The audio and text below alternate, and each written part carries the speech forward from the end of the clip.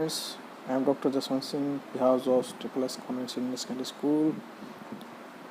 आज अपने टॉपिक करने जा रहे हैं बेटा चैप्टर 3 क्लास 11th। चैप्टर का नाम है classification of element and it's periodicity in properties.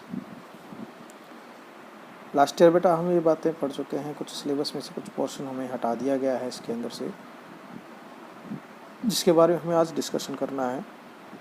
कौन कौन से हैं उसको बात करें, डिस्कस करते हैं आज।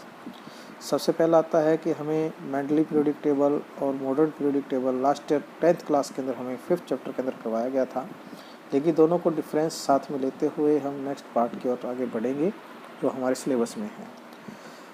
कोविड-19 की वजह से सिलेबस 30% कम कर दिया गया है इस चैप्टर में से।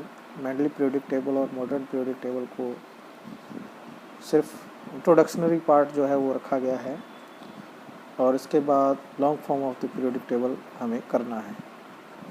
Yes, okay. स्टार्ट करते हैं। मेंडली पीरियोडिक टेबल और मॉडर्न पीरियोडिक टेबल के बीच में क्या डिफरेंस है यहाँ से।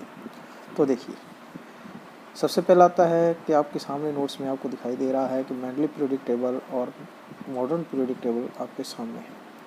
आप अच्छी तरह से जानते हैं कि मेंडली पीरियोडिक टेबल का जो लॉ था उसके अकॉर्डिंग, ठीक है, the physical and chemical properties of any elements are the periodic function of atomic mass. ये लॉ था किसका? मेंडली पीरियोडिक टेबल का। और मॉडर्न पीरियोडिक टेबल का जो लॉ है वो है the physical properties and chemical properties are the periodic function of atomic number of elements. Clear है? ये दोनों के अंदर डिफरेंस था। ये बात थी कि मेंडली की पीरियोडिक टेबल थी वो एटॉमिक मास पर डिपेंडेंट थी, मॉडर्न पीरियोडिक टेबल थी वो एटॉमिक नंबर पर डिपेंडेंट थी। अगली बात करते हैं कि मेंडली के पीरियोडिक टेबल के अंदर बात करें तो मेंडली पीरियोडिक टेबल जो है उसमें नंबर ऑफ पीरियड्स थे कितने? 7, और नंबर ऑफ ग्रुप कितने थे उसमें? 9। ठीक है, 8 ग्रुप तो हुआ करते थे जनरल, और एक ग्रुप प्लस एक होता था लास्ट में ऐड किया हुआ था इनर्ट गैसेस के लिए। तो टोटल कितने हो गए? 9 हो गए। ठीक है, तो इस तरह से 9 ग्रुप्स क्या थे? प्रेजेंट थे किसके अंदर? मॉडर्न मेंडली पीरियोडिक टेबल के अंदर। बट मॉडर्न पीरियोडिक टेबल जो है, जब इसको ड्रॉ किया गया तो हर एक जो सब ग्रुप था, first A first B, according to Mendeleev periodic table, और मॉडर्न पीरियोडिक टेबल में उसको क्या किया गया? डबल में डिवाइड किया गया। वो कौन से ग्रुप को कितने में डिवाइड किया गया? ठीक है, how many groups are parts of divided in the modern periodic table, वो आपको मैंने एक्सप्लेनेशन यहाँ पे बता रखा है, और ये बात मैंने आपको 10th में भी करवाई थी। ठीक है, बात करें हमारे पास जो पॉइंट है उसकी बात करें कि मॉडर्न पीरियोडिक टेबल जो है उसमें नंबर ऑफ पीरियड्स जो हैं वो कितने हैं? 7 हैं, और नंबर ऑफ ग्रुप्स जो हैं वो क्या हैं? 18 हैं। अब बात करते हैं कि सर पीरियड और ग्रुप क्या हैं, तो स्टूडेंट्स लगभग आपको पता है। जो आपकी ये लाइन्स होती हैं खड़ी हुई, ठीक है, ओरिजेंटल और वर्टिकल लाइन्स, ठीक है, उनमें से खड़ी हुई लाइन होती है उसको हम क्या कहते हैं? ग्रुप। और जो इस तरह से प्लेन लाइन्स होती हैं, एक लंबी लाइन्स है जैसे पेन अपने नोटबुक के अंदर, वो उनकी क्या होती हैं? पीरियड्स होते हैं। पीरियड्स टोटल कितने हैं? 7, और ग्रुप्स टोटल कितने हैं? 18।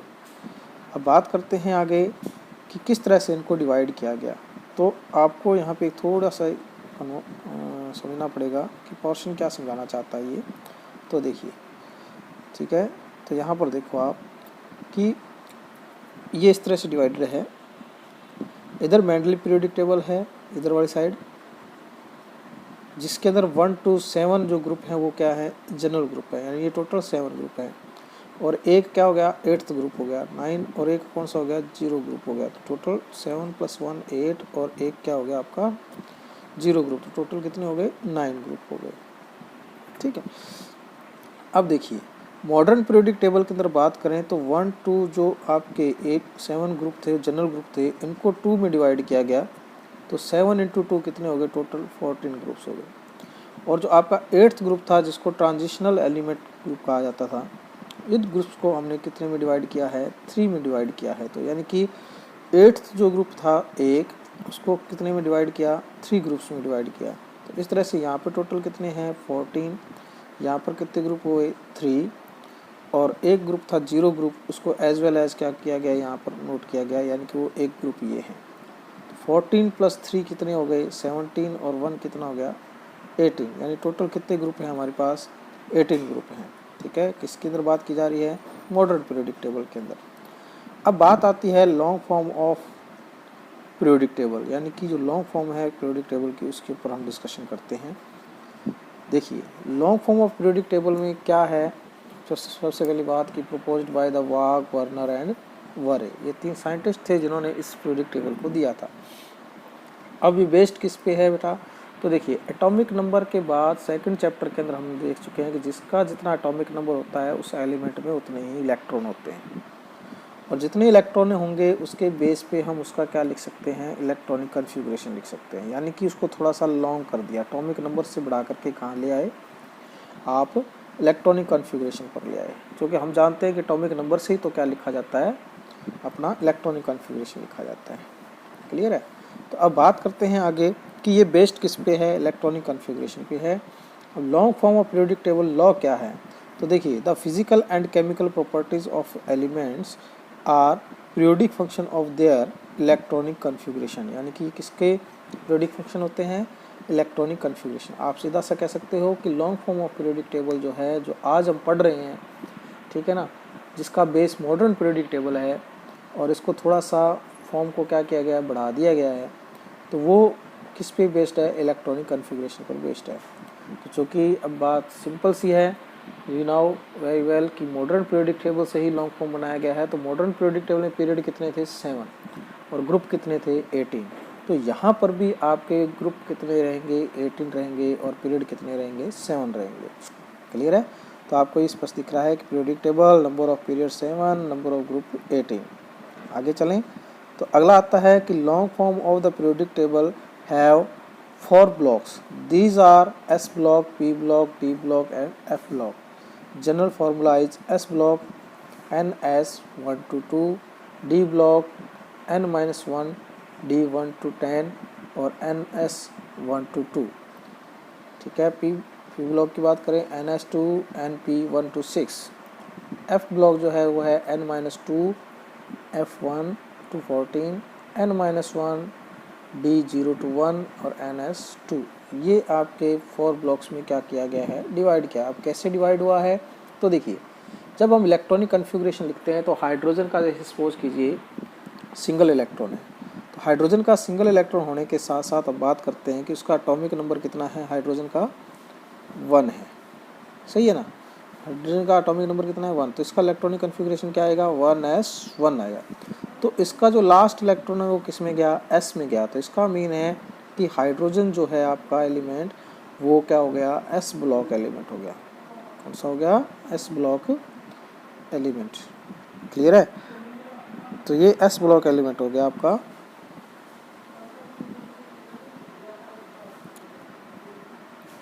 हाँ जी।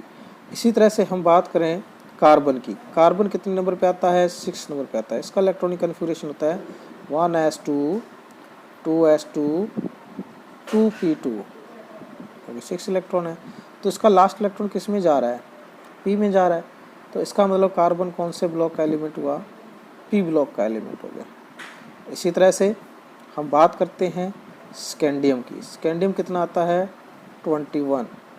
इसका इलेक्ट्रॉनिक कन्फिगरेशन लिखोगे तो 1s2, 2s2, 2p6, 3s2, 3p6। यहाँ तक बात करें तो ये आपका आर्गन का इलेक्ट्रॉनिक कन्फिगरेशन हो रहा है ना, 3p6। आगे चलें तो आएगा अपने पास क्या, 4s2, 3d1। तो लास्ट इलेक्ट्रॉन किस में गया, डी में गया। तो इसका मतलब है स्कैंडियम कौन से ब्लॉक का एलिमेंट हुआ, डी ब्लॉक का एलिमेंट हुआ। ठीक है। तो इस तरह से जब लास्ट इलेक्ट्रॉन जिस भी ऑर्बिटल के अंदर फिल होता है हम उसी के अकॉर्डिंग उसी का क्या कर देते हैं, ब्लॉक्स में उसका प्लेस डिसाइड कर देते हैं। क्लियर है। तो इस तरह से हमें S block elements, P block elements, D block elements, F block elements क्या करने हैं, डिसाइड करने हैं। तो देखिए एस ब्लॉक एलिमेंट जो होता है, अब यहाँ पे बात करें तो S block element have the 2 groups. कितने ग्रुप्स होते हैं? 2 ग्रुप्स। इससे पहले मैं आपको एक डायग्राम बता देता हूँ। यस फ्रेंड्स, ये आपके सामने एक पीरियोडिक टेबल है। पीरियोडिक टेबल आपके सामने दिख रही है।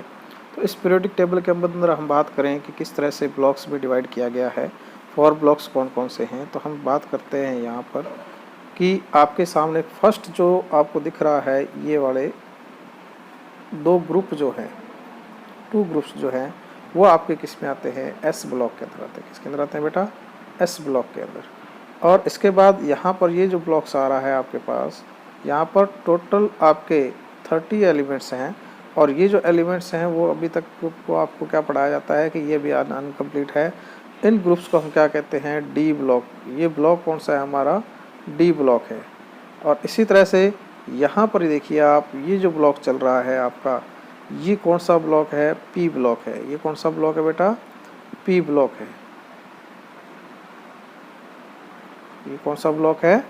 पी ब्लॉक है। और इसके नीचे जो आपको ये 2 ग्रुप्स दिख रहे हैं यहाँ पर, जिसमें टोटल 14 2 पीरियड दिख रहे हैं, जिसमें 14 ग्रुप्स हैं, ये आपका क्या है? एफ ब्लॉक है बेटा। क्या है? F block. तो इस तरह से आपके पास एस ब्लॉक, ये आपका डी ब्लॉक, ये आपका पी ब्लॉक और ये आपका एफ ब्लॉक है। तो इस तरह से पीरियोडिक टेबल को क्या किया गया है?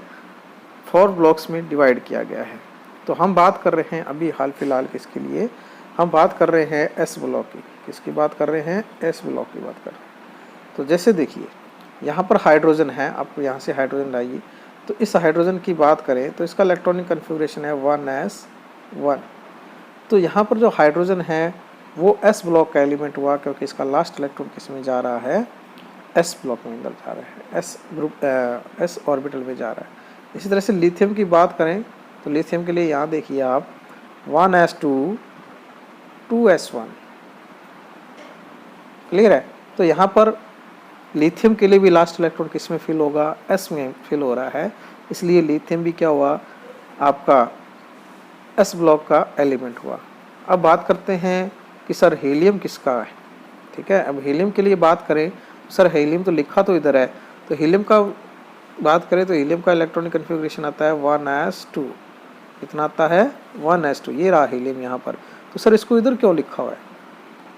तो बेटा ये एक्सेप्शनल केस है। हीलियम जो है वो एस ब्लॉक का एलिमेंट है, बट ये एक क्या है? इनर्ट गैस है। कैसी गैस है? Inert gas. ये 18 ग्रुप है बेटा। इस 18th ग्रुप को अलग से इनर्ट गैस के लिए से क्या किया गया है? सेव रखा गया है, सेफ रखा गया है इसको। तो इसलिए हमें इनर्ट गैस के साथ इसको लिखना पड़ता है। बाकी हीलियम की ओरिजिनल पोजीशन क्या है? यहाँ है, हाइड्रोजन के साथ। ठीक है, क्योंकि यह भी एक क्या है? एस ब्लॉक का एलिमेंट है।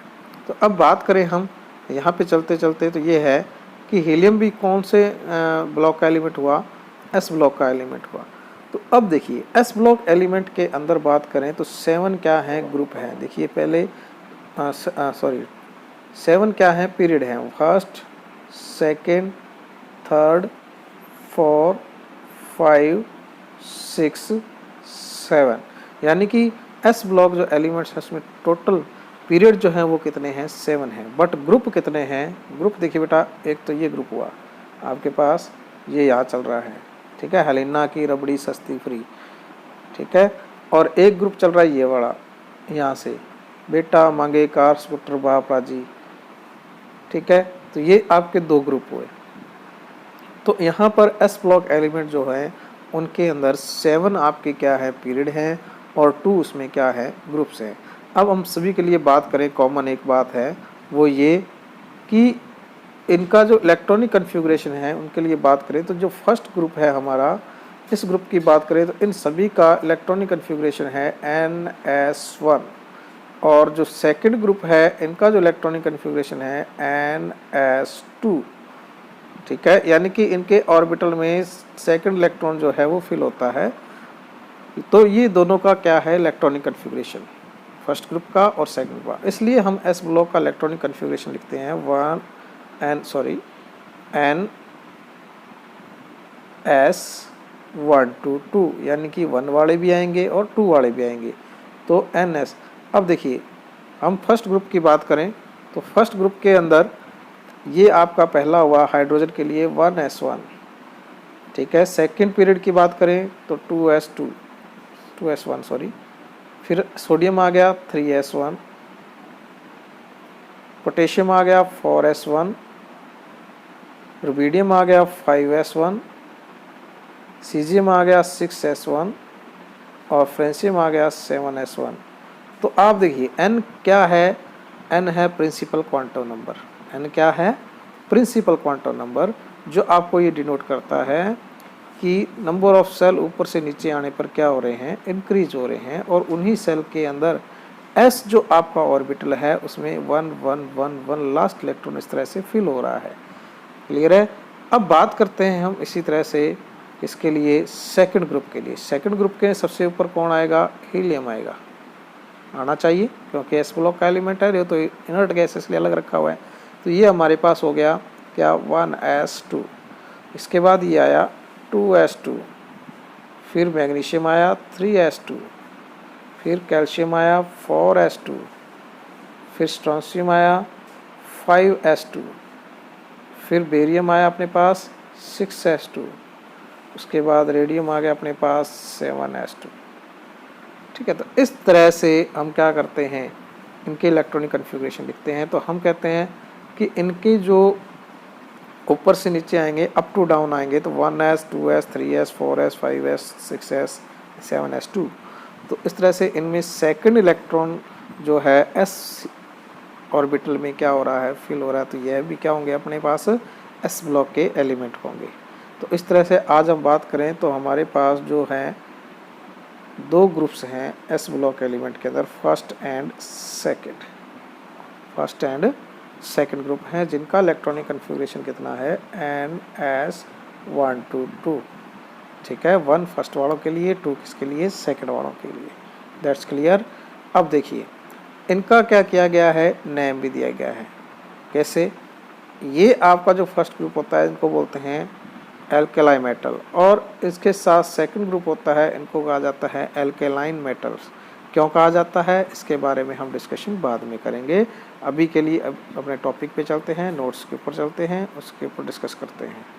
ठीक है, हाँ जी, अब चलें। हाँ जी, अब हम बात कर रहे हैं एस ब्लॉक एलिमेंट्स की। एस ब्लॉक एलिमेंट्स के सामने आपको दिख रहा है S block elements.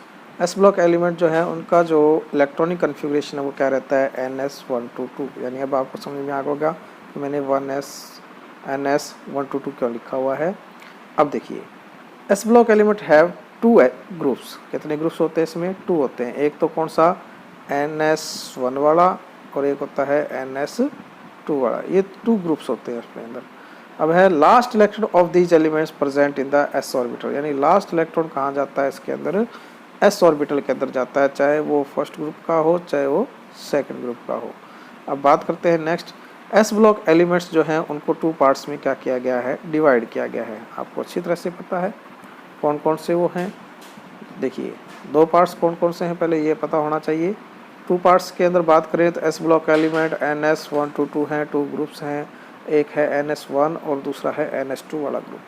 Number of shell of the orbital, ये देखिए 1 2 3 4 5 6 7। तो 7 ही हमारे पास क्या है, पीरियड है। तो सबसे पहले जो इलेक्ट्रॉनिक कन्फिग्रेशन आता है वो कहाँ तक आता है, हाइड्रोजन का आता है 1s1, फिर लिथियम का आएगा 2s1, सोडियम का 3s1 तक, पोटेशियम का 4s1 तक, रुबिडियम का 6s1 तक, इसका 5s1 तक, इसका सीजियम का 6s1 तक, और फ्रेंशियम का आएगा 7s1 तक। क्लियर है। अब सेकंड ग्रुप की बात करें तो अपने पास है ns2। तो बेरिलियम जो है इनको कहा जाता है अपने, इसके साथ क्या आएगा आपको अच्छी तरह से पता होना चाहिए कि सबसे पहले इसमें कौन आना चाहिए, हीलियम आना चाहिए। लेकिन हीलियम एक क्या है, इनर्ट गैस है, तो इसका जो इलेक्ट्रॉनिक कन्फिग्रेशन है वो है 1s2। लेकिन ये आपको पूछा जाए कि कौन से ब्लॉक का एलिमेंट है तो आपको कहना होगा एस ब्लॉक का एलिमेंट। ठीक है, और ये पूछा जाए कि क्या ये एक इनर्ट गैस है, तो हाँ एक इनर्ट गैस है, इसीलिए इनको उसके 18th ग्रुप में इसको क्या किया गया है, शिफ्ट किया गया है। ठीक है, एस ब्लॉक में ना रख करके आगे चलें तो बात है अपने पास beryllium, magnesium, calcium, strontium, barium and radium. तो इस तरह से हम चलते हैं। तो ऊपर से नीचे आएंगे तो NS2 कन्फिग्रेशन के according 2s2, 3s2, 4s2, 5s2, 6s2 and 7s2 तक इनका इलेक्ट्रॉनिक कन्फिग्रेशन चलेगा। तो हम यहाँ पर ध्यान रखने वाली बात है कि किस तरह से हमने इनको कवर करना है या आपको लर्न करना है। आपको नोट्स मिल जाएंगे, आप नोटबुक में नोट कर लेना इसको, ठीक है। हाँ जी, अब देखिए 2 ग्रुप्स होते हैं। अब क्यों इनको एल्केलाइन मेटल कहते हैं और क्यों एल्केलाइन मेटल कहा जाएगा, आपको ध्यान में रखना है। तो देखिए हमारे पास सबसे पहले बात करें, अपने पास आता है 2 ग्रुप्स कौन कौन से हैं। एक NS1 वाला है, एक NS2 वाला है, first group and second group. जो फर्स्ट ग्रुप होता है वो ऑलवेज 1 इलेक्ट्रॉन क्या करते हैं, डोनेट करते हैं। जैसे हाइड्रोजन है, हाइड्रोजन कन्वर्ट होता है मोस्ट केस के अंदर, किसके अंदर, H पॉजिटिव के अंदर। तो ये हमेशा कब होगा, जब एक इलेक्ट्रॉन क्या कर देगा, रिलीज कर देगा, रिमूव कर देगा +1 इलेक्ट्रॉन, ठीक है। तो ये सिंगल इलेक्ट्रॉन क्या करते हैं, डोनेट करते हैं। और जो सिंगल इलेक्ट्रॉन डोनेट करते हैं वो आपके क्या कहलाते हैं, एल्केलाई कहलाते हैं। क्या कहलाते हैं, एल्केलाई। यानी कि इनके अंदर बेसिक प्रॉपर्टी होती है एक तरह से। आपने लास्ट ईयर 10th क्लास के एसिड बेस एंड सॉल्ट वाले चैप्टर में किया था कि एल्केलाइज कंपाउंड होते हैं, कुछ कंपाउंड क्या होते हैं आपके, बेस होते हैं। तो वही कंपाउंड जो OH ना दे करके अपनी बेसिक प्रॉपर्टी को रिप्रेजेंट करते हैं वो एल्काइल कंपाउंड होते हैं, ठीक है। अब बात करते हैं इनको क्यों कहते हैं, क्योंकि जो NS1 वाले हैं वो सभी सिंगल इलेक्ट्रॉन क्या करते हैं, डोनेट करते हैं। बात करें जैसे आप कह सकते हो कि सर लिथियम की बात करो, तो लिथियम में बात करें तो Li जो है वो कन्वर्ट होगा, सॉरी थोड़ा सा मिस्टेक होगा, Li, सही है ना। तो इसका जो इलेक्ट्रॉनिक कन्फिग्रेशन होता है वो क्या होता है, 1s2, 2s1। अब जैसे ही कन्वर्ट होता है अपना K शेल में, इसका 2 इलेक्ट्रॉन है, L में 1 है, तो ये सिंगल इलेक्ट्रॉन क्या कर देगा, डोनेट कर देगा, ताकि K में कितना हो जाए, 2 हो जाए। ऑक्टेट रूल याद है, हाँ जी। तो ये हो जाएगा Li प्लस, ताकि ये बदल जाए किसके अंदर, 1s2, यानी इसके K शेल में कितने इलेक्ट्रॉन रह जाएंगे, 2। तो K क्या हो जाएगा, फुल्ली फिलअप हो जाएगा। तो इसकी स्टेबिलिटी क्या है, ज़्यादा है, तो इसलिए ये माइनस करता है कितने इलेक्ट्रॉन, 1 इलेक्ट्रॉन। तो ये सारे ही जो एलिमेंट होते हैं जिनके आउटर मोस्ट शेल में 1 इलेक्ट्रॉन है वो ऑलवेज इलेक्ट्रॉन क्या करते हैं, डोनेट करते हैं। तो इन एलिमेंट्स को मैंने किससे डिनोट किया है, M से, always donating the 1 electron and convert into the M positive. इसलिए इनको अपने क्या कहते हैं, एल्काइली मेटल कहा जाता है। क्या कहा जाता है, एल्काइली मेटल। लेकिन NS2 वाले जो कंपाउंड हैं वो हमेशा कितने इलेक्ट्रॉन डोनेट करते हैं, 2 इलेक्ट्रॉन। फॉर एग्जांपल मैग्नीशियम की बात करते हैं, किसकी बात करते हैं, मैग्नीशियम की। किसकी बात करें हम, मैग्नीशियम की बात करें तो Mg देखिए आप, मैग्नीशियम जो है उसका इलेक्ट्रॉनिक कन्फिग्रेशन क्या होता है, 2, 8, 2। अब ये कन्वर्ट होता है किसके अंदर, क्योंकि आउटर मोस्ट शेल में कितने इलेक्ट्रॉन होने चाहिए, 2। तो क्या होता है कि जिस एलिमेंट के आउटर मोस्ट शेल में 8 इलेक्ट्रॉन होंगे वो ज़्यादा स्टेबल होगा। तो इसके पास 2 ऑप्शन है, या तो 6 इलेक्ट्रॉन गेन कर ले या 2 इलेक्ट्रॉन क्या कर दे, डोनेट कर दे। तो ये क्या करता है, 2 इलेक्ट्रॉन डोनेट करता है। Then it will be convert into Mg+2। तो माइनस कितने इलेक्ट्रॉन कर दिए, 2 इलेक्ट्रॉन। तो इस तरह से इस ग्रुप के जितने भी एलिमेंट हैं सारे के सारे क्या करते हैं, 2 इलेक्ट्रॉन डोनेट करते हैं।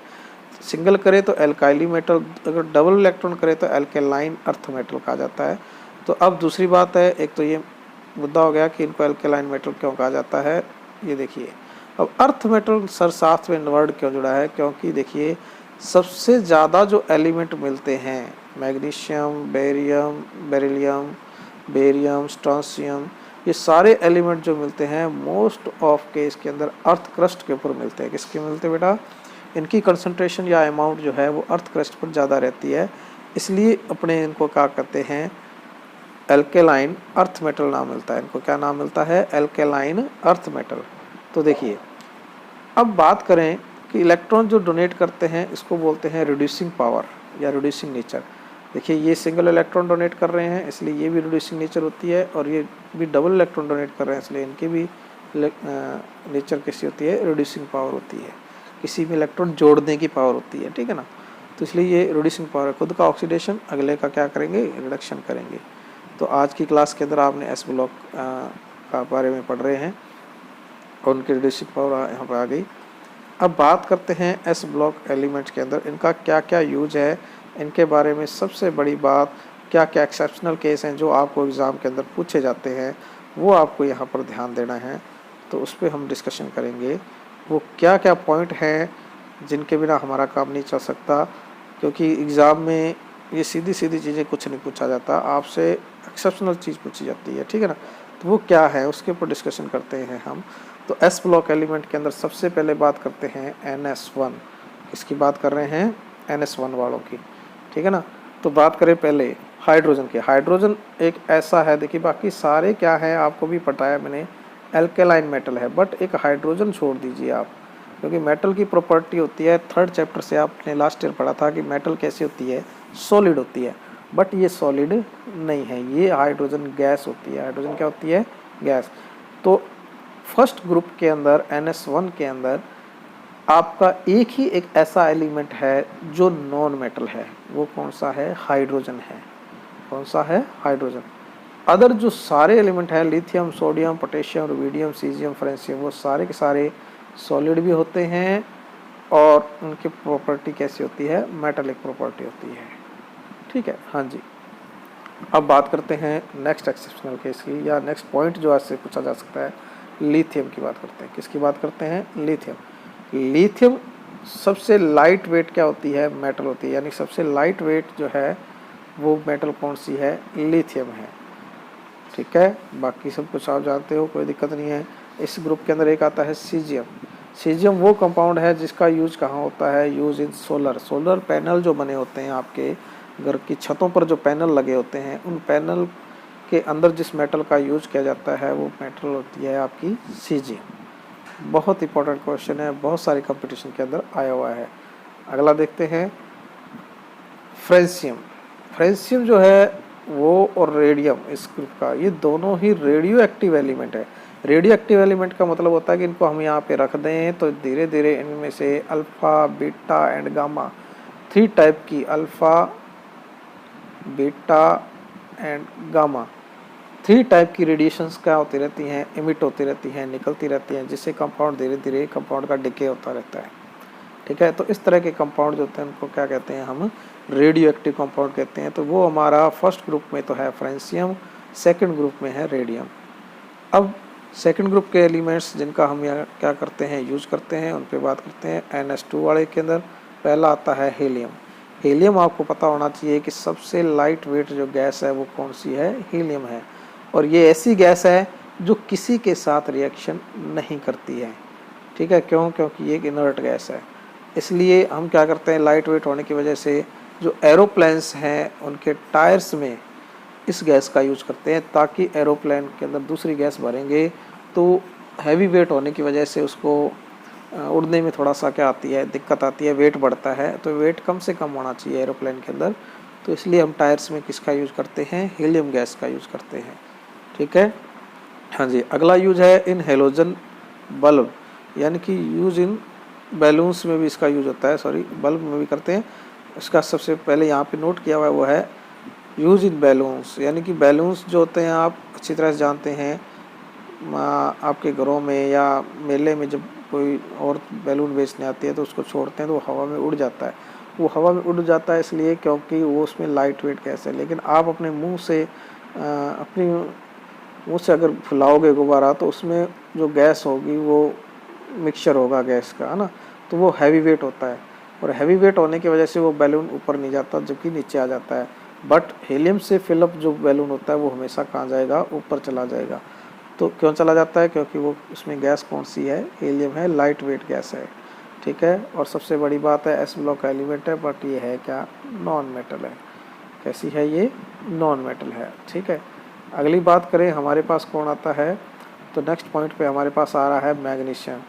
प्रेजेंट इन क्लोरोफिल, यानी जो आपका क्लोरोफिल होता है, आपने फोटोसिंथेसिस की जो आपने रिएक्शन पढ़ी थी कि C6H12 का फॉर्मेशन होता है ना, कुछ इस तरह का था कि 6CO2 प्लस 6H2O, है ना। क्लोरोफिल इसको कन्वर्ट करता है C6H12O6 के अंदर, प्लस क्या बनाता है? ऑक्सीजन। तो ये काम करता कौन है? पिगमेंट सिस्टम होता है किसके अंदर? एक क्लोरोफिल के अंदर। किसके अंदर होता है? क्लोरोफिल के अंदर होता है। तो उस क्लोरोफिल के अंदर जो मेटल है वो मेटल कौन सी होती है, मैग्नीशियम होती है। वो मेटल कौन सी होती है बेटा, मैग्नीशियम होती है। तो बेटा आज का टॉपिक हम यहीं तक करेंगे। रेडियन के बारे में हम बता चुके हैं, बाकी अदर जो एलिमेंट्स हैं इनका यूज और इनके जो आप टेस्ट पढ़ने वाले हैं तो एस ब्लॉक एक अलग से चैप्टर लगता है, ये बातें उसके अंदर हम स्टडी करेंगे। आपके टॉपिक के अंदर अभी इतना ही है, ठीक है बेटा। तो अभी आप इस नोट्स को मैं PDF सेंड कर दूंगा आपको, आप नोट करें अपनी नोटबुक के अंदर और उसको स्टडी करते रहें। Okay bye.